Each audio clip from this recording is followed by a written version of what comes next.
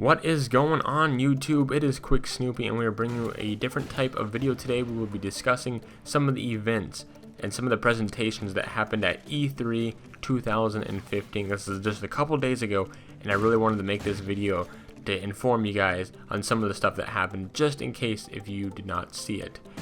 But let's get right into it. Every single year, as we know, E3 will always find a way to impress us, but this year could quite possibly be the best. Many people went to this event, which was located at the Los Angeles Convention Center, obviously in California, while me and millions of other people sat at home with a bag of popcorn and watched E3 through the power of the internet. First, let's start off talking about Sony. They are notorious for releasing the PlayStation 4, which is arguably the best console currently on the market. Sony announced a Final Fantasy VII remake, which is great if you're into the series, but that's not for me, and I've actually never really played any of the Final Fantasy series. But, you know, if you like Final Fantasy, maybe this is for you. They did announce some of the other exclusive games, one of them being Uncharted 4. I never had a PlayStation 3, so I couldn't really play Uncharted, but from what I hear and from what I've seen, it's a good series, it's a good game. And if you're into adventure games, again, this could be for you. You might want to look into this in further detail. They had another exclusive game that they showed about a woman who chases after robot dinosaurs. Now it was good. I got a good laugh out of it. But really, Sony? Robot dinosaurs? Alright. Let's move on to Microsoft and see what they had to say about the Xbox One. We all know that it had a difficult launch, and it was nowhere near the amount of sales that its rival PlayStation 4 had. Now, if we remember back to some of the other consoles, the Xbox 360, there's really no perfect console. The Xbox 360 had the red ring of death, the Xbox One had some problems at launch, the PlayStation 4 had some problems at launch. We're past that, you know? But let's talk about the Xbox One backwards compatibility that they did announce. This got everybody excited and everybody was shocked. I could spend a whole video talking about the greatness of being able to play your Xbox 360 games on the Xbox One, but what's the point? You guys already know this is going to be amazing. Now, they didn't say what games, but it is going to be, I guess, a fairly good amount of games, and they're actually working on it right now as we speak. So if you log on the Xbox, and if you're a preview member, you might want to look into details about how to become a preview member. You can actually play some of your Xbox 360 games on the Xbox One. So that is pretty cool. And let's also not forget about the HoloLens that they showed there. And if you're a huge Minecraft fan, you would definitely enjoy this. It was like a glasses lens thing, and it was hard to explain, but it was like 3D Minecraft basically. And if you're aware of some of the deals Microsoft's been doing lately, you would know they partnered with the Oculus Rift or whatever, and so they're going to be doing some virtual reality headsets, and that's supposed to be compatible with the Xbox One. I don't know if it'll actually go through or what's going to happen, but it's basically putting yourself inside of the game. I've actually tried some of the virtual reality stuff. It's pretty cool. You guys don't want to miss out on that. But again, Microsoft did buy Minecraft from Mojang for $2.5 billion back in September 15th, 2014. So that's part of the reason, I guess, they probably showed Minecraft as one of the games. And maybe other games as well, but again, we're just going to have to wait and see.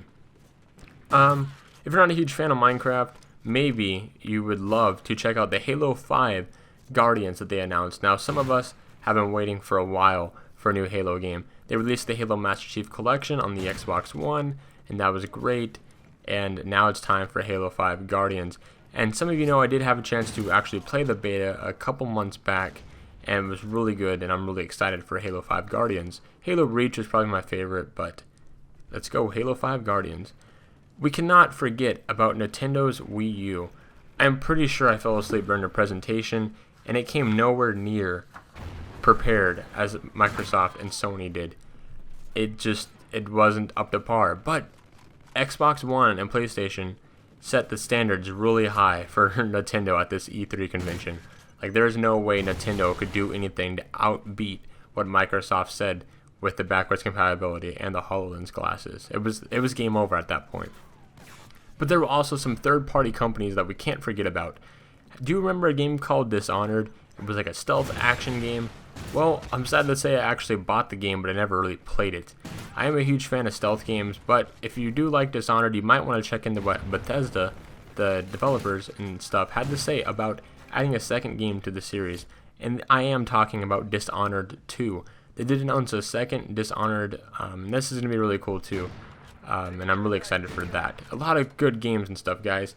Let's fast forward.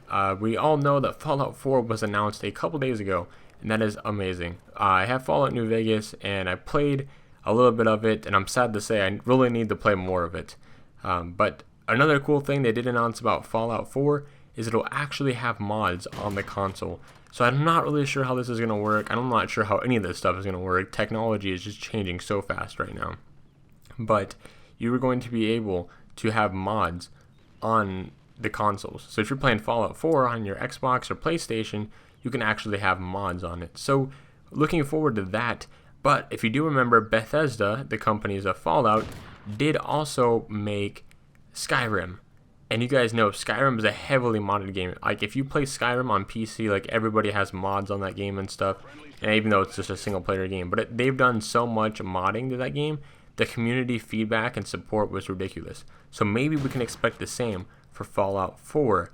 This is a step in the right direction, but we are unaware of how these mods will work. Now, Ubisoft has had a bad reputation these past couple months. They released Assassin's Creed Unity, which again had another fail at launch, but they did fix it. Still, though, they need to step up their game when it comes to this kind of stuff. You know, many people couldn't even play Assassin's Creed Unity the day it came out because it kept crashing, or there's a ton of glitches. But obviously it's fixed. Ubisoft did announce some of the new titles. Tom Clancy's Rainbow Six Siege, and they also announced Tom Clancy's The Division. Now, I've never actually played any of the Tom Clancy's Rainbow Six series, or any of the Tom Clancy series, maybe except Splinter Cell. But that will be pretty cool. And The Division, they both look pretty cool. And a lot of these games have a lot of potential. So it's good to see these games and how they're going to react. When holidays come around, people get these games and stuff for Christmas and, all that good stuff. So definitely good job, Ubisoft, for these games and stuff. I don't really necessarily like the whole Uplay thing, but we will move on to Electronic Arts, where we saw some of the footage of Mirror's Edge Catalyst. This is going to be the second a sequel to Mirror's Edge, the first one. And the first Mirror's Edge was amazing. I played that on the Xbox and on the PC. It was just such a good game. But most of the people actually focused their attention on what could quite possibly be the most anticipated game of 2015, and that is Star Wars Battlefront. You guys know everyone is excited for Star Wars Battlefront. I'm excited. I played the first and second one way back. So it's going to be good. Hopefully I get that game, and I'm going to pick that game up, and hopefully it's as good as it looks like, because it's just amazing. It just looks amazing. Some of the other games I did not mention include For Honor, the new Hitman, and there was also another game which we all know was Forza 6. So if you're into racing games, I'm sure you would enjoy Forza 6. I've been kind of playing Forza 5 and Forza Horizon, all that good stuff. But I said all of this just to ask you guys, who do you think won E3? Is it Microsoft, Sony, or even the Nintendo, and why? I look forward to seeing some of your guys' comments about what you have to say about E3. And as usual, don't forget to follow me on Twitter at QuickSnoopy, and subscribe to me and like the video if you enjoyed. This is Quick Snoopy, over and out.